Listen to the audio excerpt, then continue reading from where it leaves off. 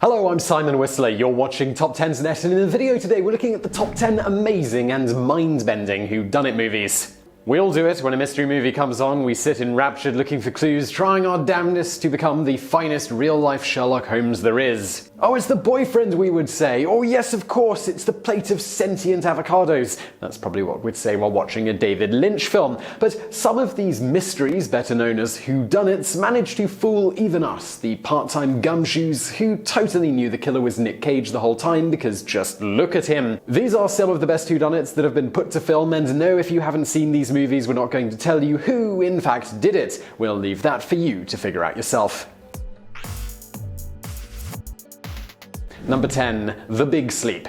We can't talk about whodunits and gumshoes without kicking things off with Philip Marlowe. Raymond Chandler's detective has been played by a few different actors over the years, but has never been better than when he was played by Humphrey Bogart in the classic murder mystery The Big Sleep. The movie and the novel it's based on tells the story of Marlowe, a private detective hired by a wealthy and influential general to resolve some gambling debts of the general's youngest daughter. Naturally, things go awry over the course of Marlowe's investigation. The hard-boiled detective follows the young daughter to the home of the man she owes money, only to discover the man's recently corpseified body waiting inside, and that's when the story takes off, with Marlowe trying to determine whether the general's daughter was the murderer or if it was someone else for unknown motives. Not only that, but the general's driver is found murdered shortly after, a second victim of a mysterious sequence of events. We're actually going to dance around our no spoilers rule here because this one takes an interesting real-life twist. During the course of adapting the novel to a screenplay, the writers wired Chandler with questions about who the killer actually was. See, the plot was so twisty and confusing that even they couldn't figure out who did it.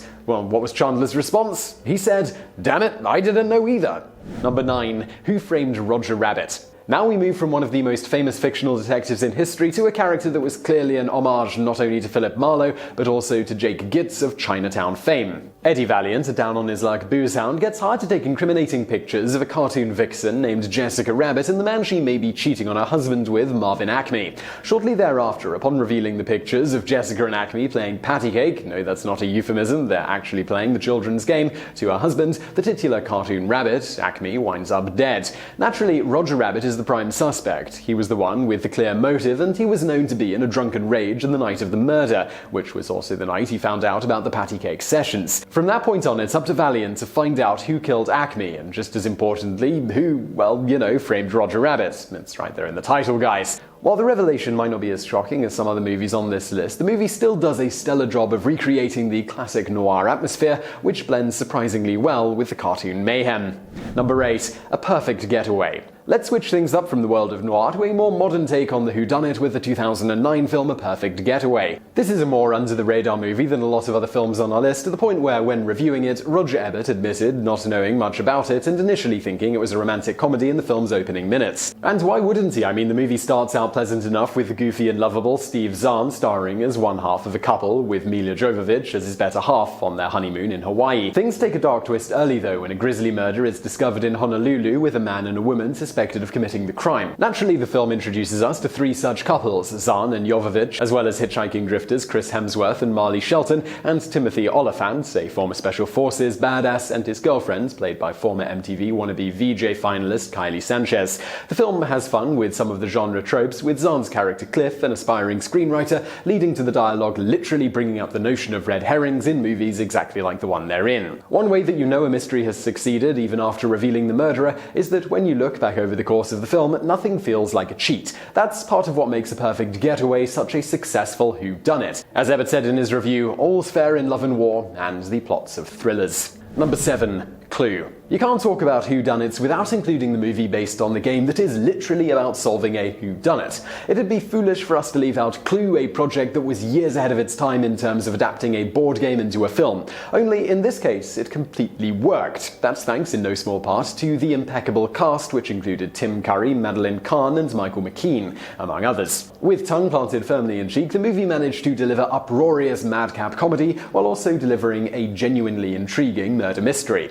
Of course, the movie did bomb hard at the box office, only to become a cult classic over the years. One of the things that threw off audiences initially was a risky move even by today's standards. They filmed 3 different endings and showed them randomly depending on where you saw the film and when. So your friend in Boston might see one ending while you got a completely different ending, no doubt leading to confusing conversations when discussing the movie. Ultimately, the movie had all 3 movies back to back to back on eventual video release and whenever it airs on TV. Whichever ending you prefer, it doesn't really matter. They're all pretty fun and they're all well earned, and they also offer a nice twist on the whodunit genre. Number 6. And Then There Were None. As we've mentioned in a video before, Agatha Christie's novel And Then There Were None, which originally boasted an incredibly unfortunate title that would rather not repeat, is among the best-selling books in history. It should be no surprise then that it was adapted into one of the most celebrated whodunit films in history. The story focuses on 10 strangers brought to an island for various and false reasons. The plot twist that's ultimately revealed, which binds the strangers together, is that they've all been involved in someone else's murder but managed to avoid being brought to justice.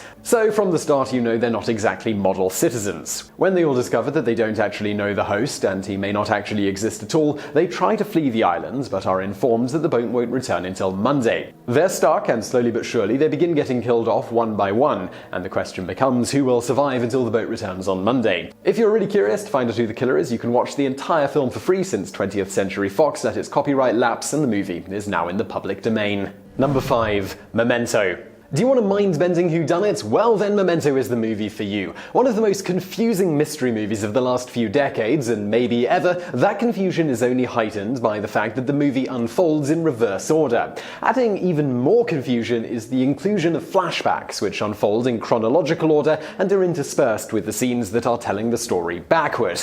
Got it? Well, maybe not. But imagine trying to figure out what the hell was going on with this movie by Christopher Nolan when it was originally released in 2000. But anyway, the plot, in short, is that Guy Pearce stars as Leonard, who developed short-term amnesia after being hurt in an attack that left his wife murdered.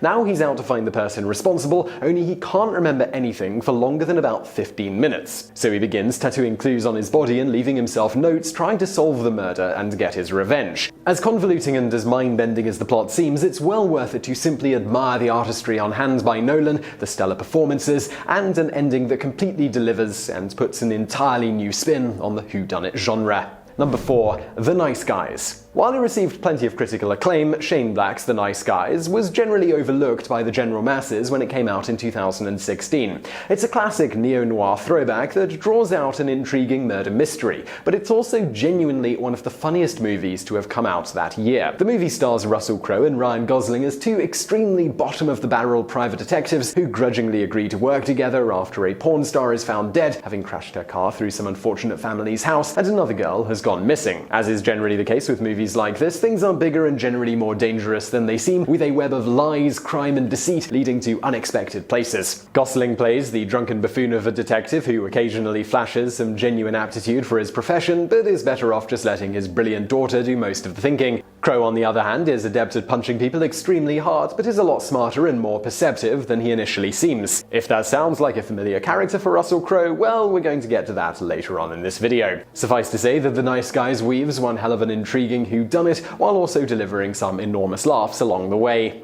Number 3. A Shot in the Dark. Let's stick with comedic whodunits and talk about the 1964 classic A Shot in the Dark. These days, we think of the character of Inspector Clouseau as the prototype for a bumbling detective. Anyway, despite being comically inept in most incarnations, the character of Jacques Clouseau was the focus of one of the all-time greatest whodunits, even if we find out who did it through a series of farcical misadventures. The mystery begins when a millionaire's chauffeur is murdered, with Clouseau finding himself part of the investigation until, and we're serious here, the higher-ups learn about his involvement and remove him from the case because he's so bad at his job. Nevertheless, Clouseau winds up back on the case, stalwartly defending the lead suspect pretty much entirely because he thinks she's one fine-looking lady. Look, it's a goofy movie and it's full of equally goofy twists, turns, and motivations, but the actual mystery at the heart of the plot is so good at making you guess what's about to come next, who is involved, and how Clouseau can possibly solve the case, that you could easily remove the comedy and still find yourself watching an all-time classic whodunit.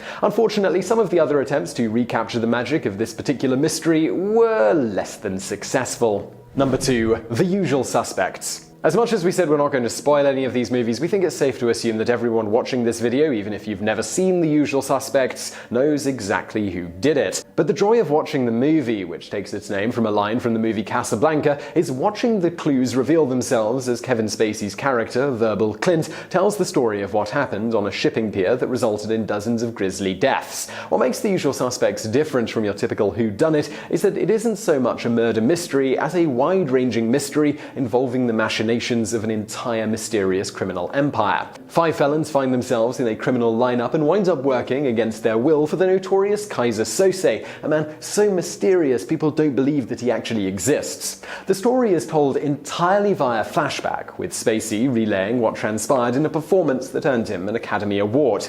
If you've somehow managed to avoid finding out who is responsible for the movie's climactic carnage for all of these years, we're advising you to drop everything and watch the movie. The ending is rightfully considered one of the most incredible jaw-dropping climaxes in movie history. Number 1. LA Confidential. We've talked about Whodunit starring Guy Pearce, Russell Crowe, and Kevin Spacey. Heck, The Nice Guys also features Kim Basinger. Now we're going to talk about the movie that brought them all together, the 1997 noir masterpiece LA Confidential. It's the one for which Basinger won her Oscar, and the one we alluded to when we talked about Russell Crowe's character in The Nice Guys seeming familiar. Here too, he plays a guy who's good at punching people, but is also more than just a battering ram, only this time he's playing a cop. He, Pearce, and Spacey are the focus of the film, playing 3 detectives at various stages and places in their careers. Pearce is the golden boy, the son of an LAPD legend. Crowe is the muscle used to intimidate criminals who no one particularly takes seriously when it comes to actual police work. Spacey is the celebrity who's gained fame for advising on a Dragnet-like show and sets up flashy drug busts of actors for a gossip rag that was basically the TMZ of its day. But when a brutal mini-massacre takes place in a coffee shop with links not only to powerful men who run a high-class prostitution ring, but also the world of organized crime and drugs, all 3 detectives find themselves working their own angles, trying to solve the case. Based on the novel by James Ellroy, the movie was nominated for numerous Academy Awards, including Best Picture, but found itself in a crowded field that included Titanic and Good Will Hunting. If you've never seen it but love whodunits, well, go watch it this instant. While it's a neo-noir, it delivers just as well as those classics from the 1940s and the 1950s. So I really hope you liked that video. If you did, please do hit that thumbs up button below, and don't forget to subscribe for brand new videos just like this every day of the week. Also over there on the right, a couple of other videos that you might enjoy if you enjoyed this one, and thank you for watching.